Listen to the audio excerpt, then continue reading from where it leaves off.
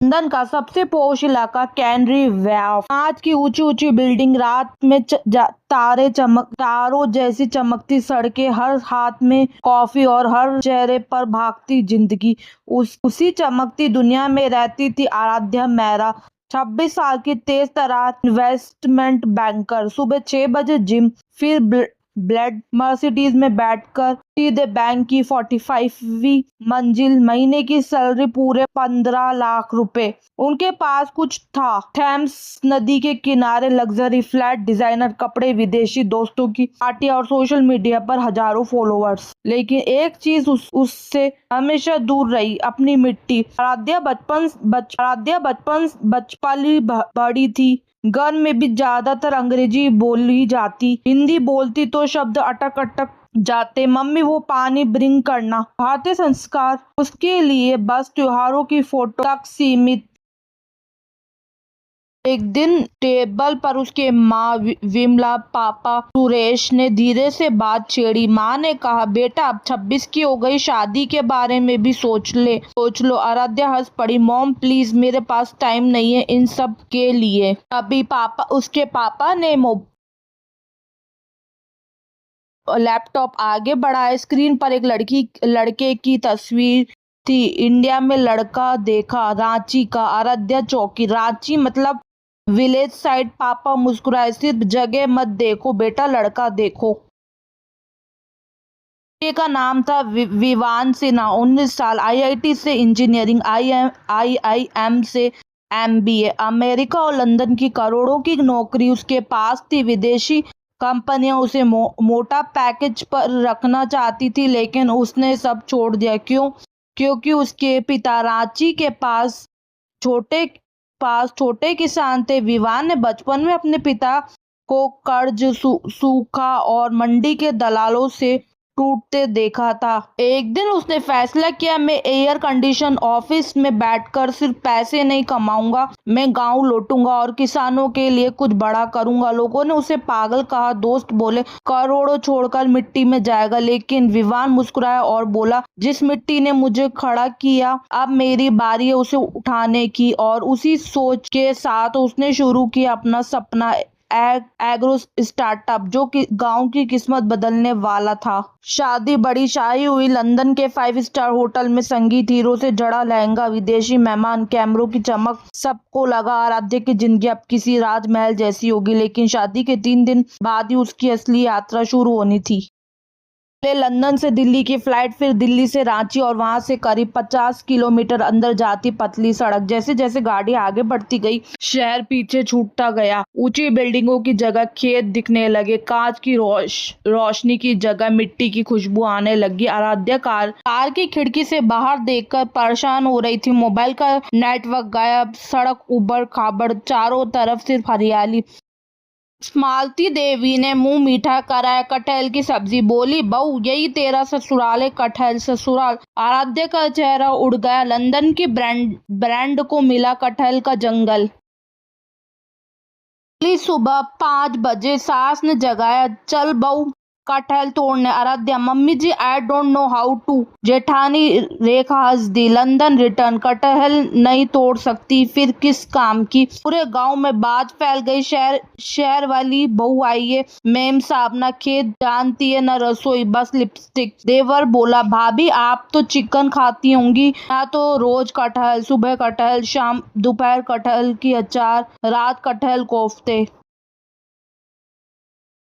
Airport, flight 2 घंटे late. Lounge में बैठी बोर होकर यूट्यूब खोला। Trending 1, Indian jack fruit super fruit in UK. Video चलाया। गोरा न्यूट्रिशनिस्ट बोल रहा है, jack fruit is the new chicken, high protein, zero cholesterol. UK में 1 किलो ₹2000 का बिकता है। Vegan meat, big brands are buying. Scan पर रेट। लंदन में fresh jack fruit $20 kg equal to 2000। Aaradhya का दिमाग घूमा। What 2000 kilo? गूगल किया jack from India. Result, demand 1000 ton, supply 100 ton, farmers don't know value.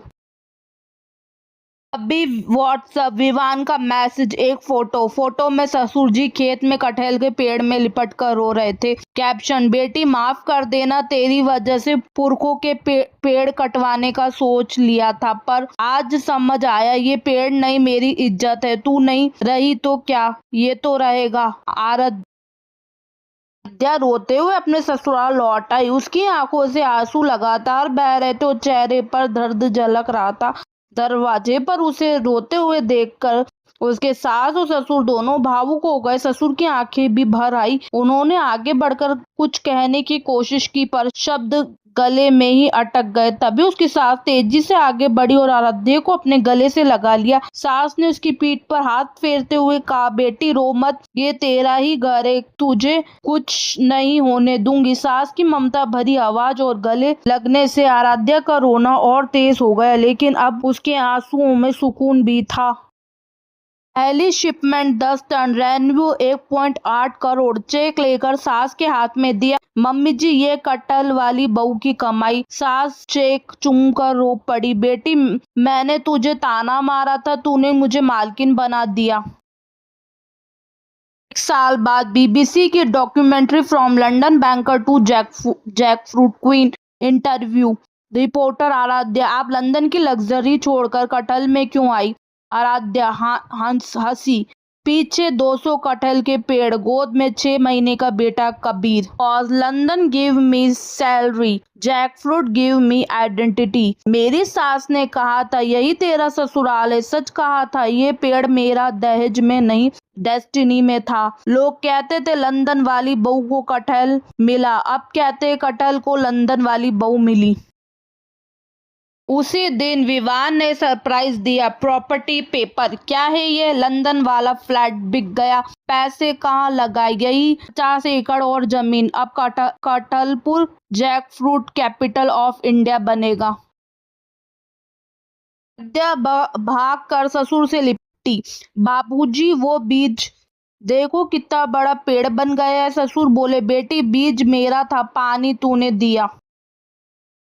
3 साल हो गए। रामपुर गांव अब कटहलपुर इंडस्ट्रियल एरिया, 5 प्रोसेसिंग प्लांट, 200 नौकरी, रेवेन्यू 100 करोड़ साल।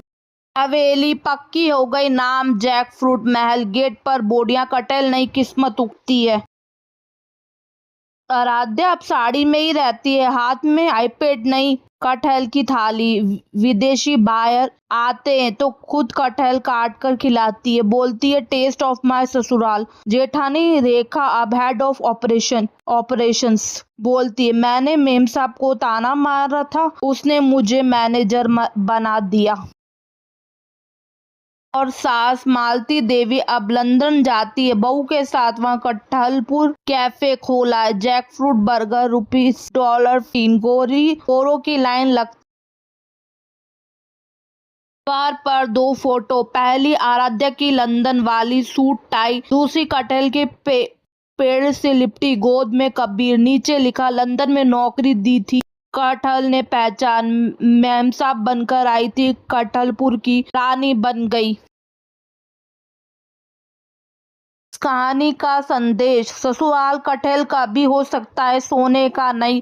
फर्क सिर्फ नजरिया का है। आराध्या ने बता दिया, लंदन वाली बहू जब गांव की मिट्टी चूम ले तो कटहल भी करोड़पति बना देती है। और जिसे तुम जैकफ्रूट कहकर हंसते हो, वो किसी की जैकपॉट लगवा देता है।